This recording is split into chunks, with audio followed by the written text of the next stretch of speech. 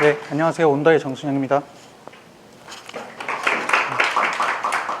오늘 제가 프라이버시를 보장하는 가치 안정화 토큰의 설계와 구현이라는 주제로 말씀을 드릴 텐데요.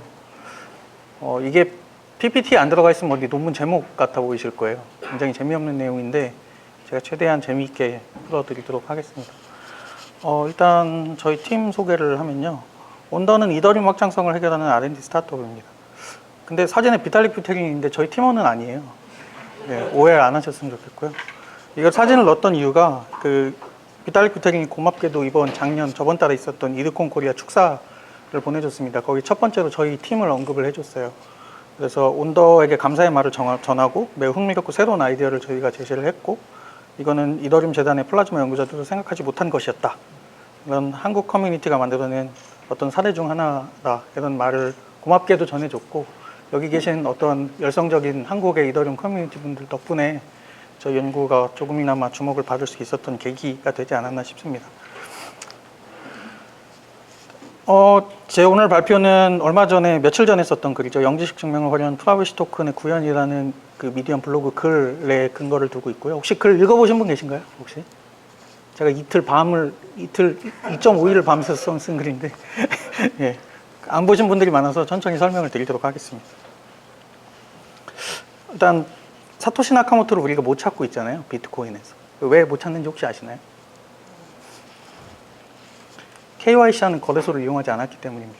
사토시 나카모토가 주민등록증 들고 이렇게 사진 앞에서 찍은 다음에 본인이 비트코인 채굴할 때 쓴 제네시스 어드레스를 거기 입력을 해서 그쪽으로 돈을 보내면 누군지 바로 알겠죠.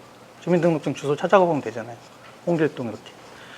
그런데 되게 다들 오해하시는 부분들이 있어요.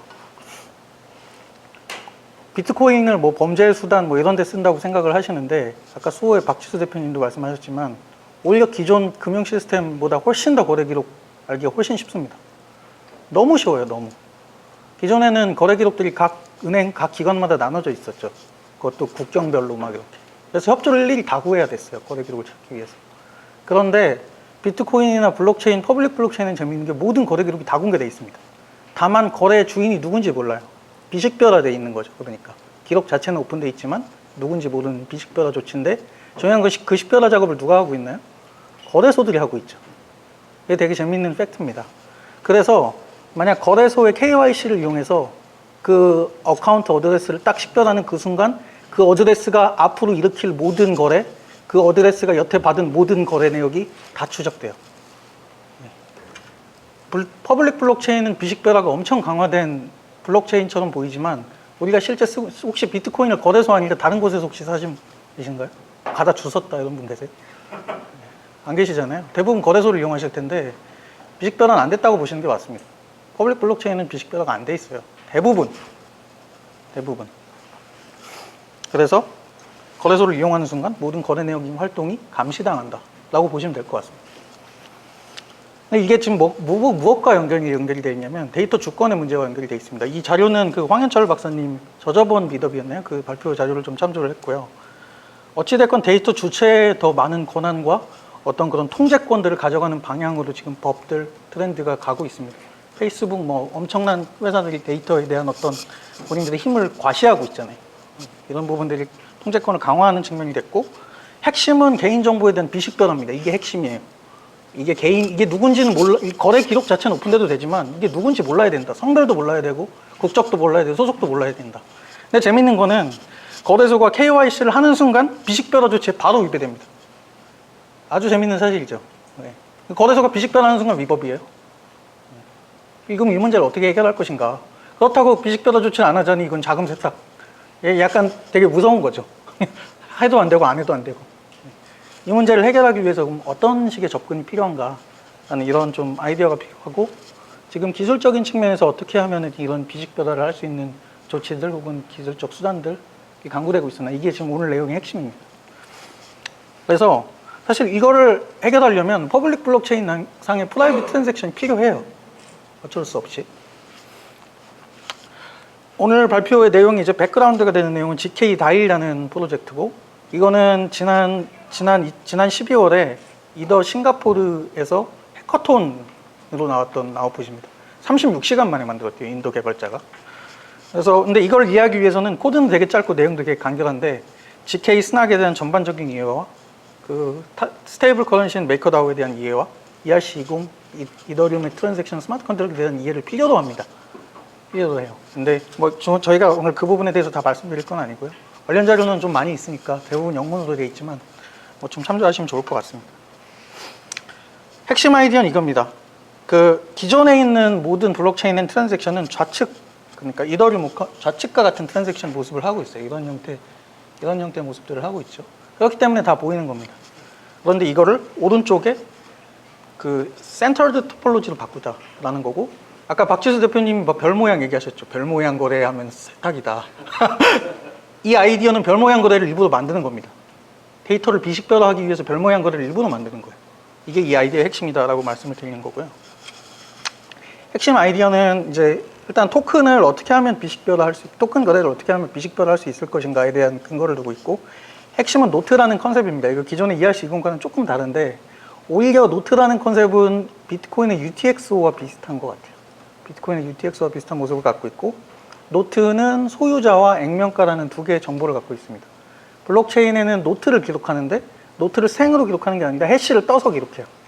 그럼 노트 내용 자체는 알 수 없겠죠. 해시만 보고는. 네. 어찌됐건 노트라는 컨셉이 있고 노트가 해시화되면 시크릿 노트가 됩니다.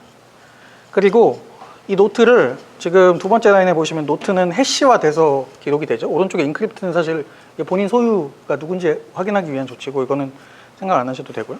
이 노트를 쓰기 위해서는 노트를 둘러 무조건 쪼개야 됩니다. 최소한. 내가 보내고자 하는 사람에게 보내는 액면가 하나랑 남은 잔액을 본인에게 돌려주는 액면가가 필요해요. UTXO랑 되게 비슷하죠. UTXO에 보시면은 내가 쓰고 그 남은 부분을 자기 자신한테 다시 돌려주잖아요. 아웃풋을. 그런 형태의 이제 노트 컨셉들이 있고 이 컨셉을 가지고 이제 장난을 치는 거죠. 근데 이제 갑자기 영지식이 갑자기 튀어나와서 그런데 중요한 거는 노트가 노트 두 개로 쪼개졌는데 어떻게 하면 이 노트 두 개로 쪼개지는 과정에서 이중지불이 일어나지 않게 할 것인가가 사실 핵심입니다. 어떻게 하면 노트라는 개념을 가지고 노트를 두 개로 쪼갰는데 블록체인은 노트 해시밖에 기록 안 되지 시크릿 노트가 기록되잖아요. 시크릿 노트만 가지고 어떻게 이 노트가 두 번 사용 안 됐다, 수표가 이중지불 안 됐다는 걸 어떻게 알죠? 요거를 해결하는 기술이 GKP, 영지식 증명입니다. 그래서 영지식 증명은 이걸 이제 증명한다 그러죠. 베리파이어라 그러는데 이런 형태의 베리파이어를 설계를 해서 검증자 컨트랙트를 설계를 해서 이더리움 메인체인의 스마트 컨트랙트를 올립니다. 내용은 되게 간단해요. 일단 노트 하나가 두 개로 쪼개져야 되기 때문에 노트 하나에 난 소유권자가 맞고 그 다음에 내가 쪼개려는 밸류 값이 체인지 값 엄밀하게 맞고 그리고 노트 2와 노트 3는 정확하게 내가 보내려는 사람의 공개키, 소유자를 통해서 만들어졌다. 이런 로직들을 확인을 합니다. 이건 이제 기본적인 개념적인 설계고 이걸 구체적으로 이제 좀 그림을 그리면 이런 형태가 될 거예요. 아까 해시의 컨셉트를 이용해서. 그리고 이 코드가 의사 코드로 바뀌게 되면 이런 형태가 되는데 어찌됐건 내용은 아까 말씀드린 부분 같습니다. 내가 소유권자 맞고 내가 보내려는 사람 소유권자 맞고 내가 쪼개려는 잔액들이 확실해. 이것만 증명하면 되는 거예요. 그 내용을 보여주지 않고. 그렇죠? 그러면 나는 노트를 이중지불하지 않고 쪼갤 수 있습니다. 이게 GKP의 마법인데 이게 되게 재밌는 거예요. 숫자가 지금 5개가 보이시죠? 별거 아닌 숫자 같죠, 그냥. 뭐 어렵게 얘기하면 길이 5인 벡터 이렇게 얘기하잖아요. 근데 이 5개 숫자가 이 오른쪽을 의미합니다. 되게 신기한 기술이에요. 숫자 5개만 보여주면 나는 첫 번째 노트의 소유권자가 맞고 내가 쪼개려는 노트의 액면가 5는 3과 2로 쪼개졌고 시크릿 노트 2는 두 번째 소유자에게 갔고 시크릿 노트 3은 나에게 왔어. 라는 정보를 이 점 5개가 내포하고 있습니다. 이게 GKP의 마법인 거고 GKP에 보면은 그래서 왼쪽을 다시 도식으로 표시하면 이 점 5개, 이 벡터 1개가 오른쪽에 정보를 내포하고 있죠. 굉장히 신기한 기술이에요. 그래서 GK snark 보면은 S자가 들어가 있잖아요. 썩 S. 이게 succinct라는 뜻이고 간결하다는 뜻입니다.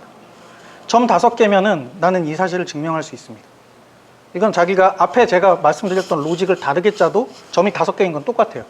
점의 위치만 바뀔 뿐이죠. 네, 이게 GKP의 마법이고 근데 중요한 거는 검증은 했어요.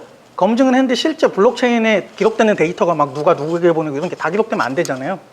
그래서 그런 부분들이 실제 스마트 컨트랙트는 설계가 어떻게 되어 있나 라고 보면은 결론적으로는 노트를 기록하는 겁니다. 그냥 노트를 기록하는 게 노트의 해시값을 기록해요. 그러니까 노트의 해시값만 기록, 시크릿 해시값을 그러니까 블록체인에는 아까 점 5개랑 노트 해시값이랑 이 트랜잭션을 만든 사람밖에 없습니다. 받은 사람이 없어요. 심지어 그 노트의 액면가 정보도 없습니다. 이런 식으로 계속 노트를 계속 만드는 거예요. 그래서 노트가 첫 번째는 언스펜드 노트, 크리에이티드 노트 상태에 있다가 이 노트를 쓰고 싶으면 노트 2, 3으로 쪼개지죠. 노트 2를 쓰고 싶으면 노트 4, 5로 다시 쪼개집니다. 그래서 스마트 컨트랙트를 어찌됐건 아까 얘기했던 그 로직이고 스마트 컨트랙트에 기록된 내용만 가지고 누가 누구에게 보내는지 전혀 알 수가 없어요. 그냥 누군가 계속 노트를 만든 사람만 있을 뿐입니다. 재밌죠? 근데 이제 중요한 거는 이게 지금 트랜스퍼 노트라는 함수고 보시면은 잘 안 보이실 수도 있는데 A부터 K까지 아까 얘기했던 5개 값을 집어넣고 인풋 값, 뭐 몇 개, GKP를 만들 때 쓰는 인풋 값 아까 얘기했던 뭐 인크립트된 노트 해시 값을 넣는데 이 함수를 통과하기 위해 제일 먼저 verify tx에서 점 5개 검토부터 해야 돼요. 여기부터. 근데 뭐 여기 뭐 이건 구현상의 이슈인데 이걸 이제 2개로 쪼개서 쓰고 있습니다. 문제는 뭐냐면 이게 가스가 너무 많이 들어요. 이거 보고 웃으시는 분이 진짜 고수인 겁니다. 700만 가스 듭니다. 700만 가스. 이더리움 메인 그러니까 숫자가 잘못 들어갔네요. 예. 숫자가 너무 과도하게 들어갔는데 현실적인 수준이 700만이 맞습니다. 예, 7억이 아니라 700만이에요. 그래서 웃으셨구나. 예, 700만이 들어가는 게 맞습니다. 근데 이게 이 숫자가 왜 중요하냐면 이더리움 메인 체인의 블록 가스 리밋이 800만입니다. 지금 일반적으로 블록 하나에 보시면 거래가 100개에서 적게는 40개씩 들어가잖아요. 근데 아까 그 함수를 시행하면은 걔가 거의 90% 써버려요. 다른 트랜잭션이 한두 개밖에 못 들어갑니다. 그러니까 이더리움 메인 체인에서 가능은 해요. 현재 이더리움 메인 체인에서 뭐 어떤 해시를 하고 막 믹싱을 하고 가능은 합니다. 근데 이 믹스라는 어떤 개념 특성상 그걸 쓰는 사람이 둘밖에 없어요. 이거 믹스 되겠어요? 안 되겠죠. 유저가 충분히 많아야 됩니다. 그래야 이 거래가 섞여요. 그래서 누가 누구 건지 모르게 됐는데 유저 한두 명, 2명, 3명 블록당 1개 담기면은 하루에 블록 몇 개나 생기네. 15초당 하나씩 생기니까. 뭐 하루에 몇 개 안 생기겠죠. 그러니까 충분하지 못합니다. 확장성이 문제예요. 결론적으로. 메인 체인 내는 확장성이 문제고. 근데 이런 걸 해결하려고 플라즈마가 있는 거죠. 네. 그래서 이거를 이제 플라즈마, 그 튜링 완전한 플라즈마에 운영하면 왼쪽은 이제 이쪽은 이더리움 메인 체인이고 오른쪽이 플라즈마 체인입니다. 그래서 일단 메인 체인에 있는 토큰들을 플라즈마 체인으로 옮기면서 노트로 바꿉니다. 그래서 다시 그 노트들을 이쪽으로 거래를 합니다. 그러면은 이쪽 거래와 거래 내역들이 숨겨지게 되겠죠. 안 보이게 되는 상태가 되고 이거는 이 플라즈마 체인을 운영하는 오퍼레이터도 모르고 이 거래 기록을 전 세계 사람들이 보고 있음에도 불구하고 거래 내용을 알 수가 없습니다. 점 5개밖에 없잖아요. 모든 사람이 점 5개만 계속 올리고 있어요. 네. 노트 해시랑. 내용이 안 보이는 거죠. 네. 물론 유저가 충분히 확보돼야 된다는 어떤 그런 뭐 한계가 있습니다만. 근데 이걸 보고 오해하실 수가 있어요. 이거 뭐 지금 뭐 세탁기를 만들려는 거냐. ERC20 세탁기 오해를 하실 수가 있는데 아까 제가 GDPR 말씀을 드렸잖아요. 네. 중요한 거는 그러니까 저도 이 얘기를 어제 생각이 났는데 칼을 날카롭게 다듬으면 요리하는 데 쓰려고 칼을 날카롭게 다듬잖아요. 네. 그렇죠. 그래도 요리를 잘하기 위해서 칼을 계속 가는데 이 칼이 날카로운 것 때문에 다른 용도로 쓸 수가 있습니다. 안 좋은 용도로 쓸 수가 있죠. 근데 그걸 쓰는 사람은 그렇다고 칼을 금지하면 되나요? 요리도 못 하잖아요. 중요한 건 이 수단들을 세탁기로 활용할 수는 있습니다. 근데 그렇게 쓰면 안 돼요. 쓰면 안 되고 바람직한 방향은 아까 GDPR을 어떤 그런 준수하는 방향에서 탈중앙화 거래소가 엔터 엑싯 과정에서 KYC를 하는 겁니다. 엔터랑 엑싯 할 때니까 일단 자금 세탁 가능성은 없죠. 누가 들어오고 누가 나간지는 알잖아요, 거래소에. 다만 그 과정에서 거래소 안에 실제 거래되는 내용 자체는 내역들은 숨기는 겁니다. 그냥 비식 배달을 해야 되잖아요. 이런 형태의 좀 조치들이 필요하다라는 거고. 물론 이거는 현재 POC 수준이기 때문에 문제점과 여러 개선점들이 있습니다. 특히나 이 가스 가격에 대한 어떤 문제고, 이거는 GK 알고리즘이 되게 여러 개가 있어요. 뭐 스타크도 있고, 블랙프루프도 있고, 뭐 소닉 요즘 나온 몇 달 안 됐죠. 소닉이 나온 지 한두 달밖에 안 됐는데 대안적인 GKP 알고리즘이 있습니다만은 오히려 그 알고리즘들은 가스를 더 많이 씁니다. GK 순환이 제일 적겠어요. 네. 뭐 그런 부분들이 있고, 뭐 기타 다른 여러 구현상 문제점들이 있습니다. 뭐 셋업 문제도 있고. 그래서 이 부분을 뭐 그냥 둔 건 아니고요. 제가 직접 코딩을 해가지고 테스트 코드를 만들었고, 여기 테스트에 대한 시나리오인데 이거를 뭐 설명드리기는 좀 시간상 안 될 것 같고 들어가셔서 설치하시고 한번 돌려보시면 좀 도움이 많이 되실 것 같습니다. 구조는 여기 이렇게 다음과 같습니다. 중요한 건 이게 레이어 1에서 안 돌기 때문에 레이어 2에서 돌아야 되는데 레이어 2에 좀 레이어 2도 좀 튜링 완전한 형태의 레이어 2가 필요하고 특히나 레이어 2 중에서도 튜링 완전한 저희 그 블록체인을 개발하고 있는 저희 팀의 솔루션인 토카막 네트워크를 한번 설치해서 사용해 보시는 것도 나쁘지 않을 것 같습니다. 레퍼런스는 다음과 같고 이만 발표 마치도록 하겠습니다. 감사합니다.